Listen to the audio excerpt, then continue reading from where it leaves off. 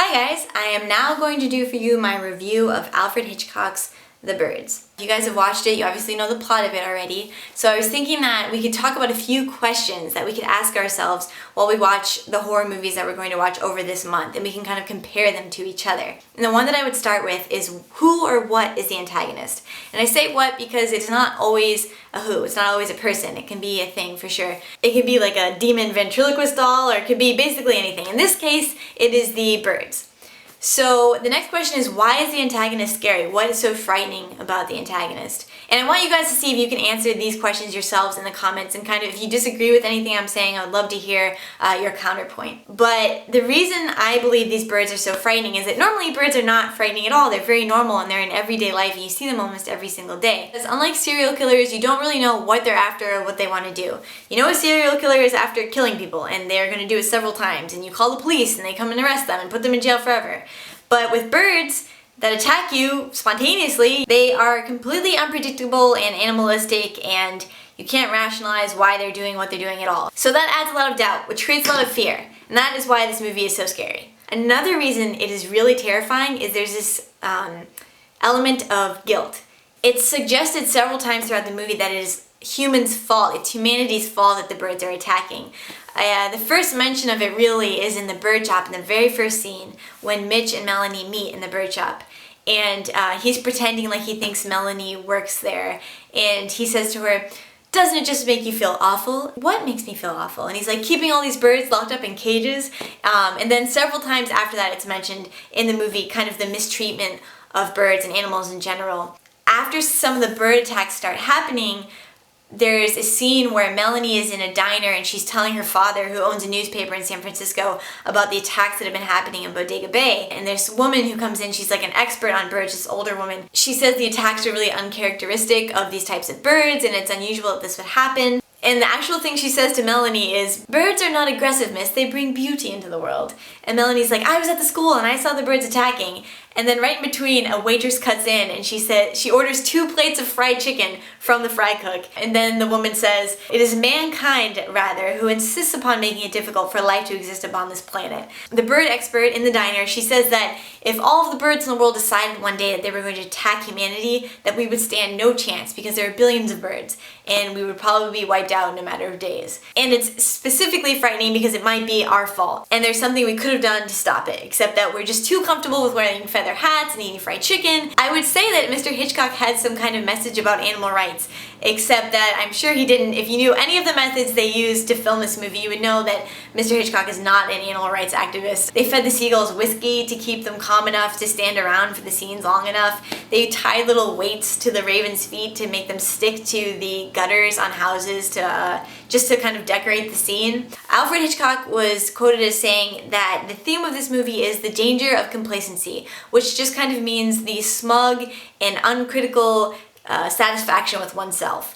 And you can find that among most of the characters in this movie. So he obviously wasn't an animal rights activist. He didn't really care about how the animals felt, but I think he was really interested in the idea of people becoming so comfortable in their cozy lives that they don't realize that danger is around the corner at any moment. And then another big question I ask myself for a scary movie specifically is, does it rely more on suspense or on shock? And when I talk about the difference between suspense and shock, it's really just, suspense is the fear and the anticipation when you're waiting for something to happen. And shock is more like an unexpected fright.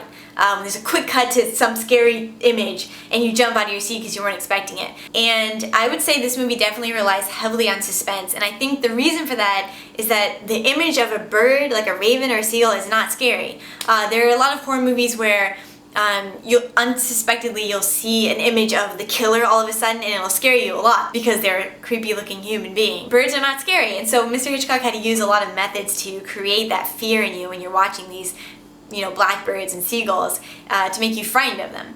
So there are 2 scenes in particular that I think really are good examples of Hitchcock's use of camera angles and sound to really emphasize the suspense in a scene. And the 2 scenes are, if you guys watch it, I'm sure you know what I'm talking about, the schoolhouse scene when Melanie goes to get Kathy from school and the children are singing this I don't know what, some kind of nursery rhyme they're singing in the schoolhouse, and it's really the only music in the entire besides there's one scene where Melanie's playing the piano, but there's no kind of score to the movie at all. And there's this one scene where the children are singing the song and Melanie's waiting outside of the schoolhouse for Kathy to get out. And she's sitting and she's smoking a cigarette. And the shots cut between Melanie sitting there and then what is behind her, and it's a jungle gym. And one by one, ravens or blackbirds, I'm not really sure which one, they start piling up on the jungle gym. And it's 1, then 2, then 3, and soon there's like 30 birds. And Melanie has no idea because she doesn't look that way yet. And so the audience is in on something that Melanie's not in on at all. And we're watching it happen, and we're starting to anticipate what is about to happen. And that's when the suspense starts building, and that's when we start getting frightened. And so finally, Melanie looks up, and she sees one single blackbird flying through the sky, and her eyes follow it, and the camera follows it. There's a lot of point of view shots, and I think those are pretty scary shots because you feel like you are the main character. And so you see the shot of this blackbird, and it's from Melanie's point of view, and she follows the blackbird as it lands on the jungle gym, and then suddenly she realizes there are maybe 100 blackbirds that are sitting there. And so she runs into the schoolhouse, and she's nearly speechless at this point, and she tells the teacher, like, we have to close the doors and get the kids out of here. And I wanted to ask you guys your opinion of this next shot if you watched it. But when they're leaving the schoolhouse, and the teacher says, we're going to do a fire drill because she doesn't want to frighten the kids. We're going to be as quiet as we possibly can, and don't run until I tell you to. And so they're leaving the school. And then the next shot is of the blackbirds on the jungle gym. And it doesn't cut back to the children. It stays on the blackbirds. And you hear quietly the children leaving the building. And then you hear this loud rumbling sound of the children start to run. And as soon as that sound happens, the birds go crazy and they leave the jungle gym and start flying after the children. And I wondered, and I still don't know why, but they stayed on the birds the whole time. There was no shot of the kids like creeping out of the building, looking back and being frightened. And I wonder why Hitchcock did that. It got me curious. And so if you guys have any ideas of why he might have stayed on the birds instead of the kids, I'd like to hear your opinion on it. Another great example of a very suspenseful scene is it's probably like the last third of the movie, where Mitch and Melanie and Kathy and Mitch's mom are all in their house, and they've boarded up all the windows because the birds are about to attack. And I think they all kind of fall asleep on the couches because they think everything is over. And then Melanie wakes up because she hears kind of like the flapping of wings, and she hears the noise coming from the attic, and she decides to go up in the attic. This is a really famous scene, they show it on a lot of TV shows.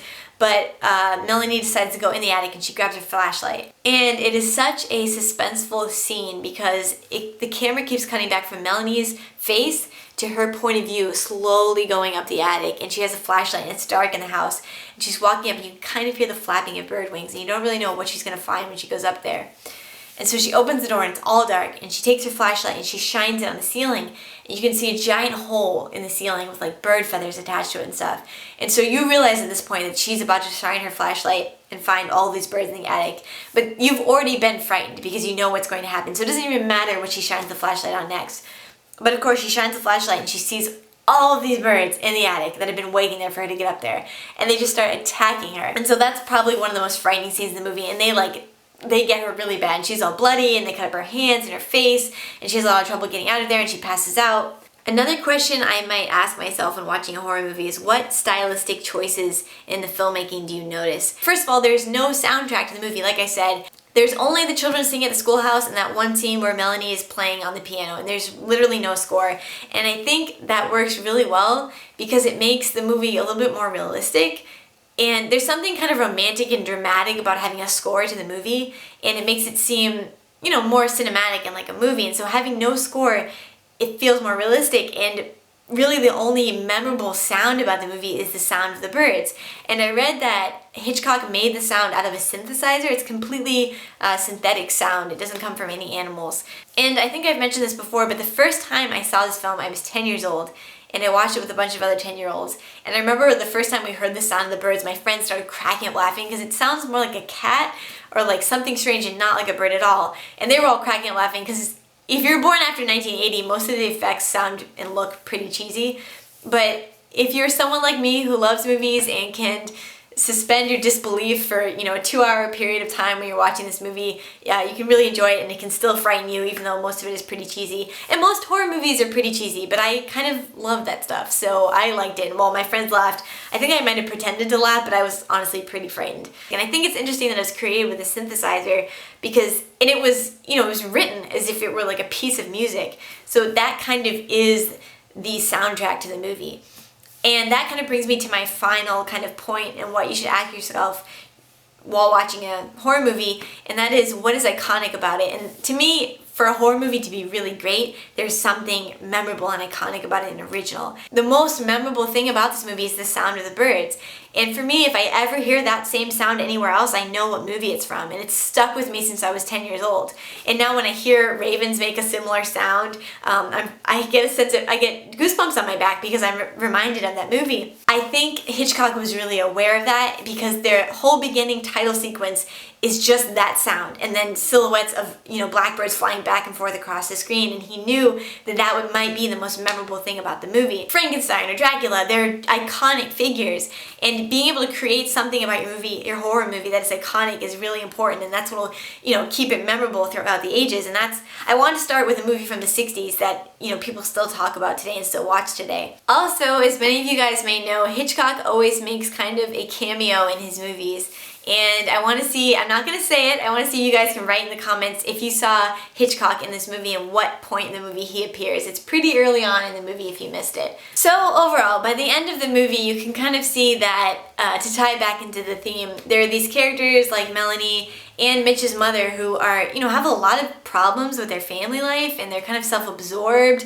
They're unobservant of the things that are going on around them. And by the end, they kind of form this weird little family, and they're all driving away together from the birds. And I think a reoccurring kind of theme in horror movies in general is that the characters are kind of have bad morals, and they need to be taught a lesson, and then this evil thing or this antagonist, this force comes in. It teaches them to be more appreciative of life and less self-absorbed. I feel like that happens a lot in horror movies, and that definitely happens in this movie. So by the end of this movie, I definitely think that the characters are at least thinking about how to change their lives and how to appreciate the people that they have around them more than they did before. So overall, I really enjoyed this movie. I think it does an excellent job of building suspense. It has those great, iconic, memorable moments in it, amazing sound, and Hitchcock does an incredible job transforming these birds into something terrifying, and I love this movie, and I really want to know what you guys think of it. I can't wait to compare it to the next movie. So we did a movie from the 1960s, and the next movie I want to review is from the 1970s. To be specific, it is from 1978 and it is called Halloween, another one of my all-time favorites. I absolutely love horror movies because how fun they are, and how you're allowed to like creepy, gory things for 2 hours while you watch the movie and nobody can make fun of you for it. Thank you so much for watching.